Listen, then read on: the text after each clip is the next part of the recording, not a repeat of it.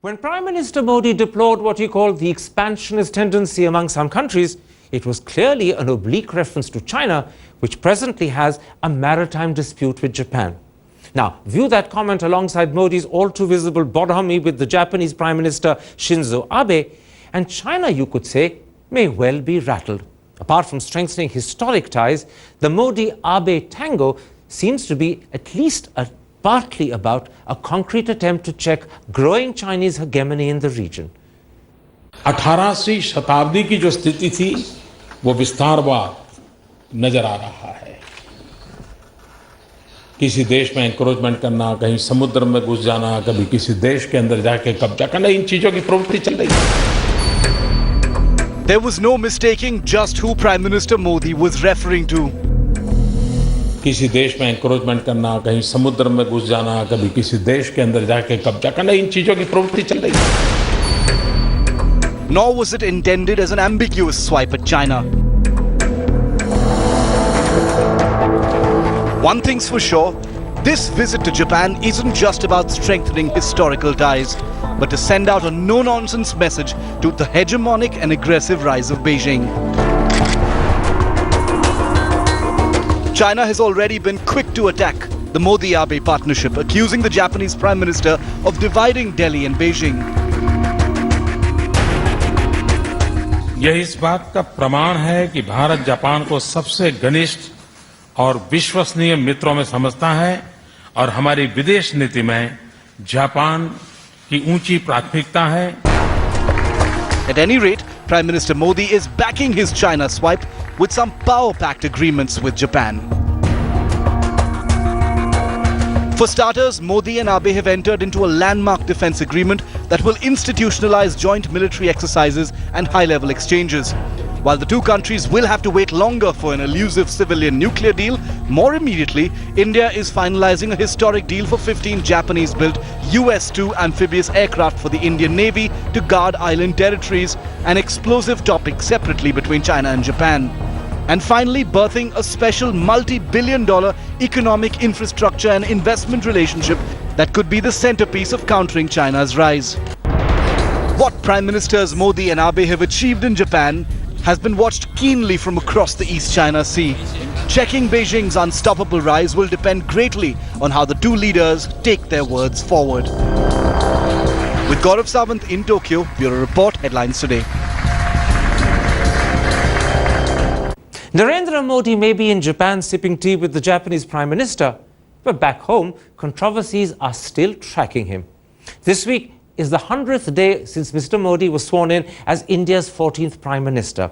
And while Modi is hard selling his Achhe Din achievements in Tokyo, the opposition has declared his first 3 months in office an absolute failure. Well, since we have better figures,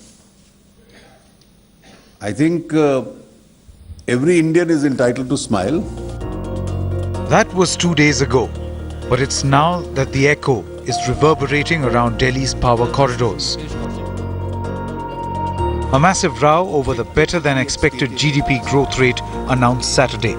While BJP spin masters are claiming credit, Congress has countered, saying it was their policies, not the NDA's, which led to a spurt in economic growth, propelling it from 4% levels to 5.7% in April-June. It was former Finance Minister P. Chidambaram who challenged Jaitley's claims, saying that steps taken after 26th of May could not have yielded results on the 30th of June. According to Chidambaram, the credit for the year's first quarter belongs entirely to the UPA government. Even Sonia Gandhi, on a trip to Amethi, joined in to slam the Modi government. Mr. Gandhi, these people have been narrating their problems here with you. What would you call 100 days of these government, a success or a failure? Why don't you ask them? I've spoken to them, but I wanted to know your perspective. Well, I agree with them. You agree with them? Yes. It's a failure?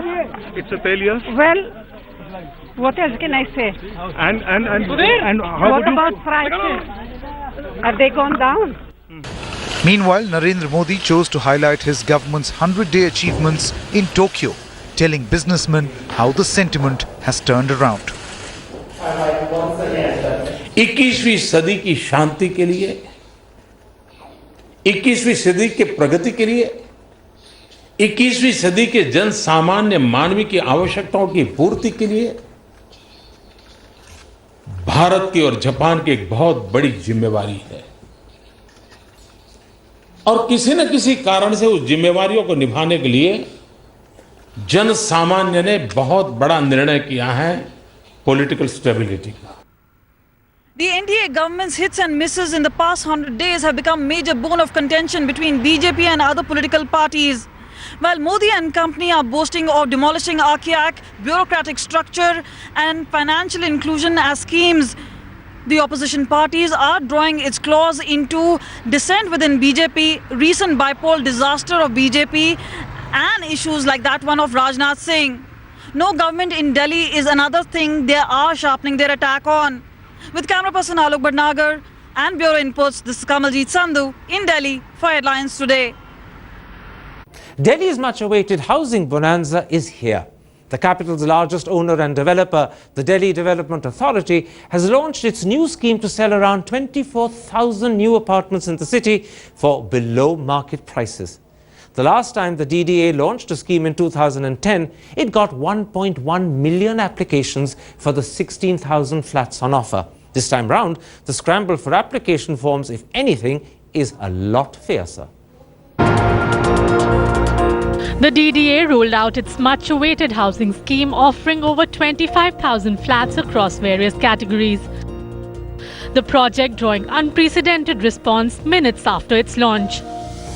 The DDA website completely inaccessible for applicants after heavy rush. जी हाँ, पहली बार भर रहे हैं। पहली बार भर रहे हैं। मैंने लग रहा है कि इस बार निकल जाएगा क्योंकि काफी ज़्यादा फ्लैट। होप सो, उम्मीद तो रखनी चाहिए। किस्मत ने साथ दिया तो हो सकता है हमारे बच्चों के नसीब से हमें मिल जाए। चलिए, आप में से कोई ऐसा है जिन्होंने भरा है पहले फॉर्म? पहले भर चुके हैं DDA का? नहीं, कभी नहीं भरा, फर्स्ट टाइम है। It's a big chance to fulfill the dream of owning a house in Delhi, but not for those who already have a flat or plot in the capital. The scheme will be open till October 9. The draw of lots expected between 25th and 31st October, with the DDA promised to hand over flats by March 2015. However, there are some who doubt the claim, keeping past records of delivery.